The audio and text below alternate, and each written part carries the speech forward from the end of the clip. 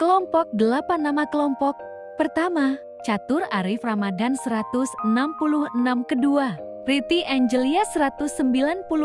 Ketiga, Siska Alvitasari 201. Keempat, Syalsabila Dewi Saryaji 204. Kelima, Mariam Handayani 210. Kami akan membawakan materi konsep politik dan kekuasaan.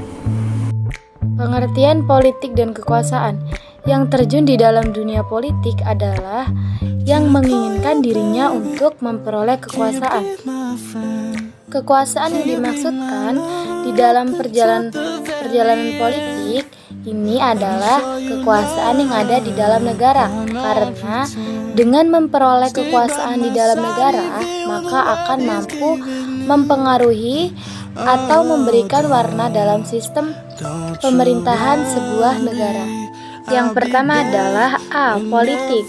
Politik adalah seni dan ilmu untuk meraih kekuasaan secara konstitusional maupun non-konstitusional.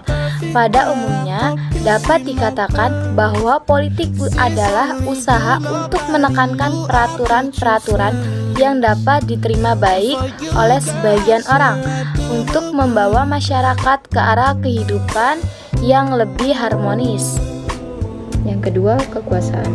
Kekuasaan sendiri bisa didefinisikan sebagai kemampuan seseorang atau suatu kelompok untuk mempengaruhi perilaku seseorang atau kelompok lain sesuai dengan keinginan pelaku, menurut Profesor Miriam Budiarjo. Kekuasaan adalah fungsi dari keberadaan sebuah negara.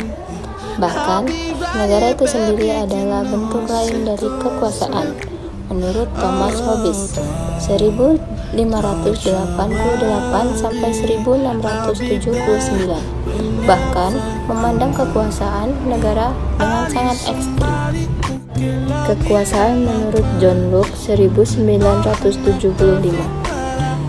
Hadir dari upaya individu menyatukan visi mereka dalam sebuah komunitas.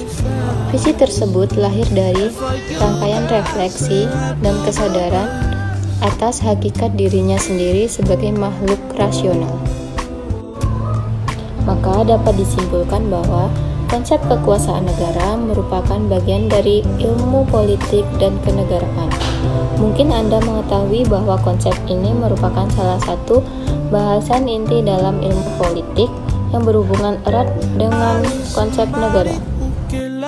Kekuasaan mengandung 3 arti, yaitu diantaranya yang pertama kemampuan. Kemampuan adalah suatu kapasitas individual untuk mengerjakan berbagai fungsi dalam suatu pekerjaan.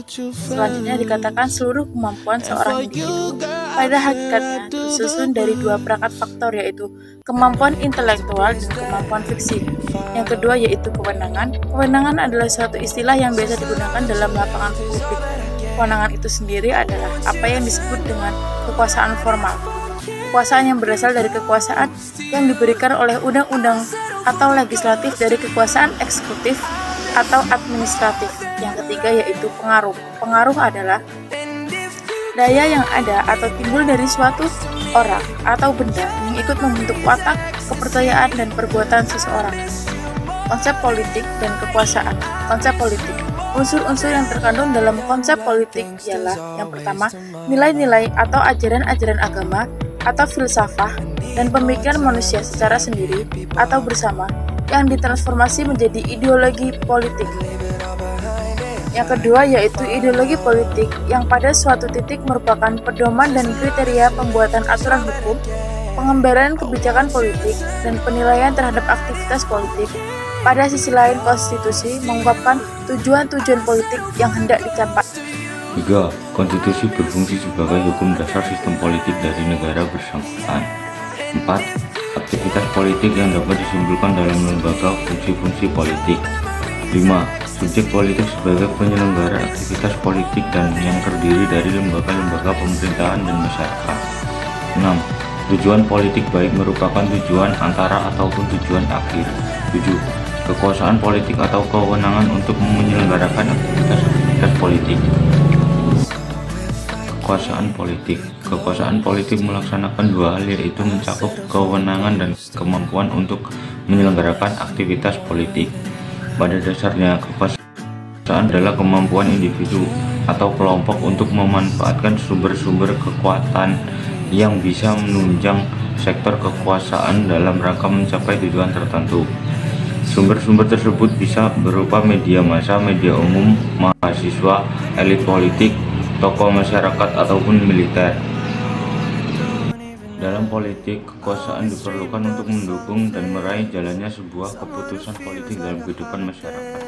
Keterkaitan logis antara politik dan kekuasaan menjadikan setiap pembahasan tentang politik selalu melibatkan kekuasaan di dalamnya. Kekuasaan sebagai aktivitas politik harus dipahami sebagai kegiatan manusiawi yang diraih, dipertahankan, sekaligus direproduksikan secara terus-menerus. Untuk kesimpulannya adalah, pada dasarnya aktivitas-aktivitas politik yang terjadi dalam masyarakat mempunyai latar belakang pemikiran politik yang beraneka ragam. Aktivitas seperti itu masih mempunyai permasalahan di dalam menentukan sikap terhadap nilai-nilai politik. Oleh karena itu, penting adanya upaya untuk menyeimbangkan kemajuan kekuasaan politik di sektor lembaga formal dan lembaga-lembaga non-formal. Sekian, terima kasih Besti.